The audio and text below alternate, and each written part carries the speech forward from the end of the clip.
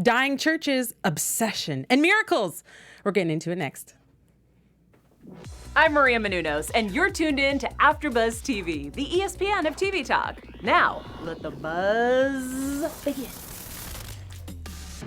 Welcome, guys, to the after show for Messiah. We are covering episode 2 today, Tremor.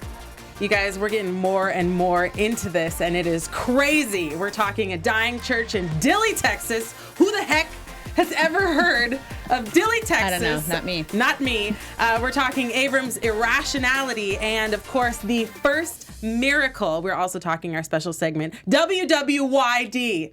And in case you didn't hear in episode 1 with our review, that is, what would you do? Okay. WWYD. And of course, our news and gossip. But first, before we get into it, my name is Tatiana Marisa, and I am joined by my lovely co-host, not cone-host, co-host, Ebony Chapman. How are you doing? Good. How are you? I am good. Good. I'm good. I'm having so much fun covering this show with you, just so you know. Same. Good. I'm glad you feel likewise. So this episode is another stunner. It's still slow moving, okay, and they're introducing new characters, right? But I'm not mad at it, okay, because I'm getting more and more invested. It is only the second episode, but what were your overall thoughts of everything? Okay, to be honest with you, I'm still confused. Okay, still confused. I'm still as confused as I was in episode 1. Got it. I still need to hear or see more from these characters. Like, I'm just still like, what is going on? Like, who are these people? What is a CIA agent doing? What are they investigating? What are they finding? Like, what's going on? Nothing is going on. So I still need more. So we're gonna keep watching. Yeah, good. We have to. Kind of, right? That's good. There was no questions answered for me. It was more just like character involvement and more miracles. I guess we see the first miracle, the first physical miracle. So that was kind of an interesting thing. And where he travels, where Al-Mesih shows up. So That is new and interesting. So why don't we go ahead and just dive into this? Let's go. Let's get into it. Right? Dilley, Texas. In bum F nowhere, okay? We have our dying church in Dilley, Texas. Never heard of Dilley, but we're introduced to Felix and his family. Now, he's I'm assuming he's got an alcoholic wife and a drug-addicted daughter, Rebecca. So their dynamic is really interesting. I would like to know about more of their backstory, but I feel like I can kind of guess. Yeah, I kind of feel bad for him. Of course, yeah, I feel bad for him. I kind of feel bad for him. I mean, it's a dying church. I feel like he put all of his hopes and dreams. Like, when he was looking out to make sure that people were coming to his church and he sees the tumbleweed. Right, and there's literally nobody. Nobody. He's like, what is this? Right. No money. Nothing. No people. No church. He had like 4 people come to his service. Like, that's sad. And normally people would just give up by then, but he did not. No, you gotta have faith. You do, right? Gotta have faith. And he did, kind of. He kind of had a thought when he was at the gas station that I thought was really interesting. So it seems like he's planning to do something to his church. I'm assuming because he's in like monumentous debt, right? Totally. How far would you go to protect your life's work? I mean, listen, like, he's had this church, I'm sure, for years on years on years. I would think so. Right? So, I mean, whatever you're trying to do with this gasoline, sir, I feel like you need to maybe think twice about it. Yeah. Right? I mean, your whole life savings, what are you going to do? But I mean, do they even have insurance out there? Like, what is? I mean, I'm assuming they do. Why would you, if you were going to do something like burn down something, like what would you be doing it for? There's literally nothing around. So I'm like, there's nothing. There's nothing. There's nothing. But it's like it's at the cost of his marriage. I mean, I think his life work, already dealing with the church is costing him his marriage. Right. In general. And I think so too. I think maybe that's probably why she's an alcoholic. Right. Yeah. Right. But she's hiding it from him. Oh, as if he doesn't know. I know, seriously. Yeah. Like, that's what I thought too. Yeah, he knows. Come on. Yeah. We're not dumb. Okay. And then, of course, his daughter is this really troubled, depressed teen. Completely. And I want to know why, like, what happened there. But first of all, what's wrong with her? Like, she has these things. At first I was... Like, she passes out? Yeah, she passes out. Does she see things? Or does she, like... She doesn't convulse or anything. So it's not it's not like a seizure. Right. But they don't explain it. That's what I'm saying. Yeah. I still have so many questions. It's another question. Yeah. Like, what is happening? Why is she like this? I don't know. But she also like smokes and is very like kind of like out there. Yeah. Like yeah. spiritually. Like she doesn't seem grounded. Not at all. It's considering that her father is a pastor. I mean, I think she's searching for something other than what she knows. I mean, it's such a small town, you know, that it's like going to private school when you only have 8 people in your class. right. Right. Hello. Yeah. And you don't know what's beyond there, you know, what's beyond that. You totally live in a bubble. You do. Yeah. You do. It's extremely sheltered because literally, like, there's nothing in Dilley, Texas. Nothing. If you haven't heard of it, there's nothing. Right. So she's an interesting character, and I'm excited to see where this development will go. I hope we get through. I hope, we get to see the full development of the character, because sometimes they leave you hanging and then you're kind of like, well, what happened to this person? Like, I don't even care, honestly, about the main character at this point. Like, what happened to this? What happened to this character? So, yeah, I hope we get to see the full length of her. Me too. Yeah. Me too. I really hope so too. And this is also our first, minus the CIA agent, this is kind of our first, American introduction to Al-Mesih, because Felix sees him on TV as he's looking at his past due bills. He sees him on TV, but it was interesting because I thought, for a pastor, for a reverend, it's interesting that he didn't take more time to research Al-Mesih. Like, if I was a reverend, then I would imagine that I know the Bible backwards and forwards. Right. So if there's a guy in the Middle East that's preaching for 30 days and is disappearing from jail cells, I don't know, it would send off some red flags for me, but it seemed like he was kind of, unamused.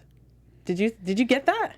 I feel like maybe it was more of a shock, right? Like more like, who is this guy? Like, okay, the Messiah, could this actually be the Messiah? Like, could this actually be him? Like, is he here?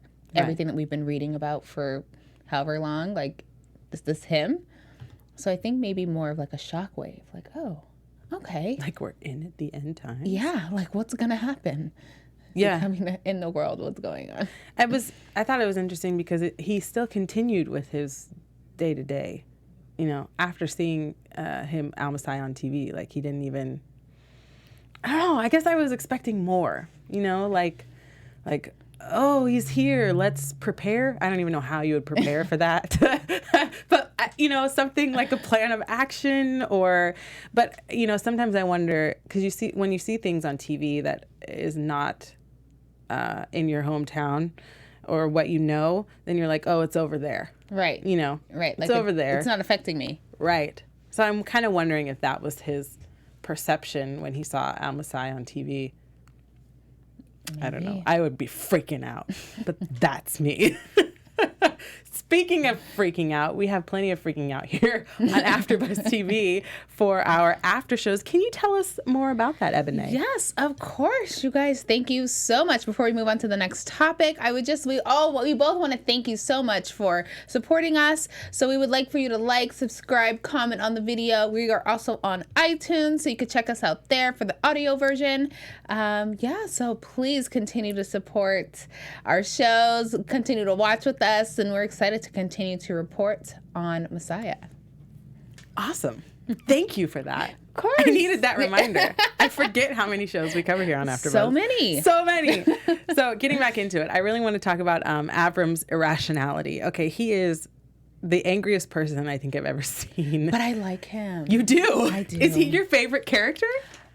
Favorite, that is pushing it, but I do like him. Okay. I do there's something, first of all, I think he's attractive. I mean, okay, yes. I think he's hot. That's yes. Yeah, right? And so I love a good bad boy situation, and he clearly has stuff going on with him that he's not, that we haven't seen yet.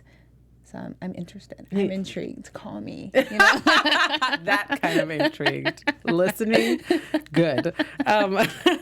He's very attractive, but he's a very angry person. He carries around so much with him, and he actually did delete that tape which we saw him do, but now he has to kind of own up to it, which makes him even more pissed off because now the CIA agent knows. And of course, he doesn't want anybody to know about Megiddo, that boy that somehow Al-Mesih knew that he tortured. I'm assuming he tortured this boy or killed this boy. I don't know. But nobody was supposed to know. So he doesn't want his superiors to know, I guess. Which is why he deleted it. Which is why he deleted it. So he's losing his mind because Al-Mesih knows this, so much so that he leaves his daughter in the car. Chasing the man that he thinks is Al-Mesih. Right. So that is not. That is not. Of course not. So that tells me that, he has kind of lost his mind. Like, he put the safety of his daughter in jeopardy. Right. To go chase this criminal with this gun outstretched. Which is, yeah. Come on. He took the gun out in the car with his daughter. Yeah. I mean, that was pretty intense. I mean, come on. And if I was his ex-wife, I would be pissed as hell too. Right. Like, what are you doing? So we're just diving deeper into his obsession.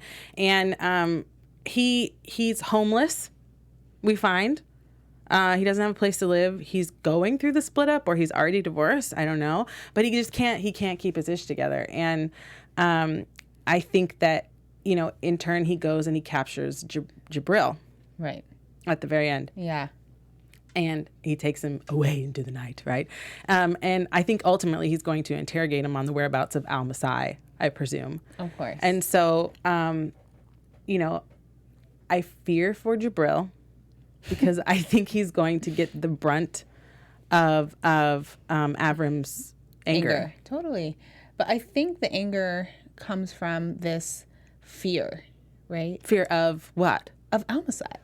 Like, he knows too much. Who are you? How do you know who I am? Like, he's a detective top, so it's kind of like there's no access to them. Mm-hmm. It's not like me and you could just go access them and their personal lives and know what they're doing, especially if, erasing tapes or whatever is something that has been done before. Mm-hmm. So I just feel like he's in fear of his life. He feels like maybe it's threatened, someone's coming for him because someone knows something way too personal. Like, you think that he thinks it's... Because clearly he erased... If whatever he did on tape or whatever, killing the guy, clearly nobody knows about it. Mm-hmm.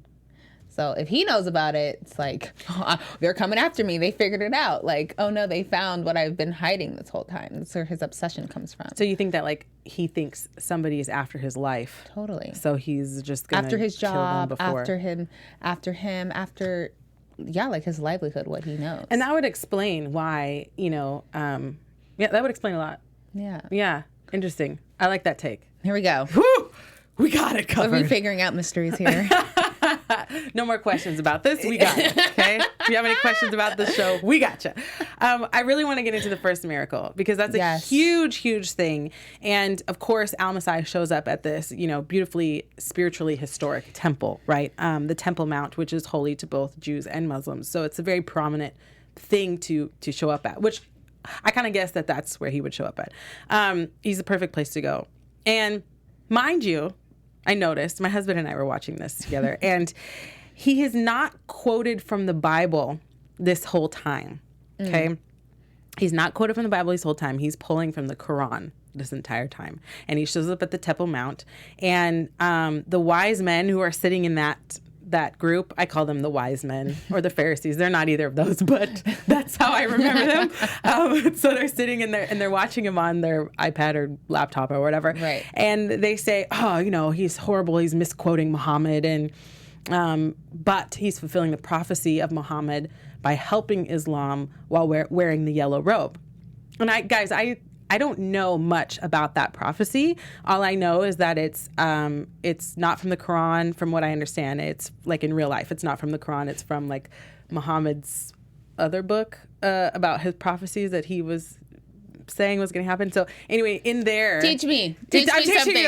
Hopefully I'm teaching you the right thing. So in the reviews, correct me if I'm wrong, please, okay? Because we're all here to learn. But there is a prophecy about somebody coming to help Islam, and he's wearing yellow. I don't know what the significance of yellow is. Right. But that's what I understand. So Al-Mesih has come. He is taking things from the Quran and quoting them while he is in Syria and Damascus and going into Israel. And so people are wondering if this is the fulfillment of the prophecy. However, he is misquoting Muhammad.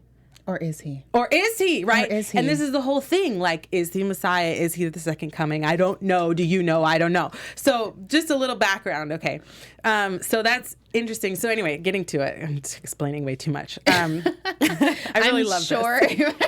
I'm sure people watching, they are interested. They're learning a thing or two as well. Good. Okay? Good. So it's not lost. Good. Don't worry. I'm glad. Okay, so he's preaching. He's gaining a crowd. Everybody's excited. He doesn't kill, but people coming after him, Al-Mesih, and they shoot a little boy. Yes. That sucks. Poor child. Poor child. And I'm assuming it's the Israeli police because they're yelling, "Get out of here, get out of here." But he heals him and the bullet is out. This is his first, I just spit. This is his first active miracle that we have seen. Okay. So it's really important. And of course, this happens at the Temple Mount, which is like super huge. I'm a skeptic. Okay. So I took it like Ava did. Were you like, oh my gosh, it's a miracle. I totally believed it. I was like, oh my gosh, boy got shot and he healed him. Oh my goodness. But yep, I was not skeptical at all. I was like, wow, the first miracle. This is great. This is amazing. I was like, Ava, did you actually see the gun go off? Like, was that real blood or was it the boy must be in on it? Like, that was my reaction, you know? So, right, she was really not believing it at all. No. She was like, dang, girl, you think everybody in that whole little town was in on it? That is crazy. Not everybody. That was crazy. But she's doing her job like she is the CIA agent. This is her job. This is probably why I could not be a CIA agent, okay? Because I'd be like, oh my gosh, did you just see that? I'd be believing everything. Like, it would be a problem. If it's captured on the phone, it goes viral, then it must be true. Must be true. Right? That's the whole thing now. Right? It's the couch on the phone. You didn't take a picture, it didn't happen. Right, exactly, okay? exactly. So it's interesting that this was the place where it was at the Temple Mount, and this was where the first miracle took place. So it's cool. I mean, it's cool. I'm a skeptic, but it's cool. Okay, so you're on Eva's side. I'm believing it. You're Team Messiah. Yep. Mm-hmm. All right. Oh, we got teams. We have teams. All right. Team Messiah. I don't know. I don't know yet. Okay. Are you ready? Are you ready for our special segment? I am ready. I'm ready. WWYD. Okay. Here we go. What would you do? Here's the scene. You are investigating a man who claims to be the Messiah. He continues to escape you, and all fingers are pointing to you as the person that helped him escape. You have nothing to lose, as your job is your life, so you pursue him. Okay? At what point is too much to try to find him? What would you do? Okay. What would I do? Okay. Listen. My job is, all I know is that I'm trying to prove myself innocent, okay? So if I did not help him escape, I'm just as confused as everybody else is. Where'd you go? How'd you get out of here? I'm gonna pursue. You're gonna Yeah, no, nothing's too far. I mean, at the end of the day, you know that you're innocent. Mm-hmm. So why sit down and take the guilty plea when you are innocent, right? So I feel like I would continue. We would just be fighting to the death. I'm with you. Right? I'm with you. Right? Yes. It's like we have to investigate. Like, what else do you want me to do? What can you do? Yeah. Yeah. Like, if I say, okay, yeah, I helped him escape, which is not true, I'm going to lose my job. And now I have no money for real. And if you lose your job, you lose your ex-wife. Maybe you don't want her anyway, but you lose her. And you lose your daughter. Exactly. Yeah. So you might as well go down with the fight. And if you die, at least you die with some honor. Ooh. Yes. We are hardcore here. And Messiah can bring you back, so it's all good. Okay. There's the kicker. Yeah. There it is. That was her fail-safe. Okay. It's okay. He'll just bring me back. That's good. I like it. I like it. Okay, on to our news and gossip. Here we go. TV News. Cosmopolitan published an online article addressing what you need to know before watching Netflix's Messiah, finding that many feel that the show is controversial, of course, not like everybody, which is to be expected when a fictional series takes significant liberties with sacred religious texts. A Change.org petition says viewers will immediately be able to notice that it is based on Islamic descriptions of the coming of Dajjal, which we talked about last time. Yes. Which is Islam's false messianic figure. The petition is urging users to boycott Netflix for its anti-Islamic propaganda and has already gathered nearly 5,000 signatures. Wow. Yeah. That's what's going on. Crazy. It is so controversial that there is a petition on change.org, which we touched on the whole Dajjal thing. Thing. So it's an interesting thing. Of course, this is going to be controversial, but honestly, I don't think it's so controversial that everybody has to sign petitions. I think that it brings about conversation. Right. I think, my goodness, this is like a whole nother conversation, but I do feel like everyone is very tolerant, which is wonderful, right? Mm-hmm. And we need a great understanding of others to be able to get that understanding, right? Right. So I feel like if anything, we should be using this as a teaching moment and not so much as, oh, you're just like, this is just offensive, right? Mm-hmm. Some people just don't know. Sometimes things are offensive because there's not enough dynamics in the room creating content like this, right? So I would hope that people are saying something like, okay, this is right, this is more correct, so that it's coming out as equal playing fields. Mm-hmm, mm-hmm. But at the end of the day, I just do feel like we don't always have to be so sensitive. And if there is something that is offensive, show us and tell us why it is offensive so that we can learn. I think we should use this as like a teaching moment. If, these 5,000 people, all your signatures, like write Netflix a letter. Right. Write them, figure out how you can get in contact with them to say like, hey, actually, this is more accurate. This isn't portrayed the way you're putting it out there. Mm-hmm. I'm offended by X, Y, and Z. Mm-hmm. Boom. Mm-hmm. Like, yeah, we're very sensitive. And we're always very offensive and want to like boycott and cancel culture and like this whole thing. And it's really... It's too much. It's so much. Mm-hmm. It is. It's so much. It's a lot to intake, That's what I'm like, yeah, there's so many, things and brands and blah. I'm like, are we still boycotting these things? Like, I don't know. Because people are so sensitive and you just want to be tolerant and be on the up and up. But it's like, that's almost impossible. Yeah, it's hard. Yeah. It's hard. And also, at the end of the day, this is it's a fictional show. Okay? Right. This has not happened. It's not happened. And Netflix even had to put a disclaimer saying that these are not actual events. And it's an interpretation. I was talking to my friend about it and I was saying, like contrasting all this stuff. Well, this and this. And he was like, look, Tatiana, he was like, this is an interpretation of something. These events haven't happened. This could or could not be biblically based. Right. This could or could not be Islamic based. Correct. Right. That's something that you would have to sit down with the creators and point blank ask them. Right. When the series is over, of course, because if you tell people before, nobody, either people are not going to watch it or watch it, whatever. So at the end of the day, it is content that is put out there to spark a conversation and to spark intrigue and hopefully research. Right. Interesting. Interesting. So interesting. Man. Oh, so much, you guys. Well, that brings our review of episode 2 to a close. A close. And we will be reviewing the next episode soon, very soon, you guys. So before we go, let us know where we can find you, Ebony.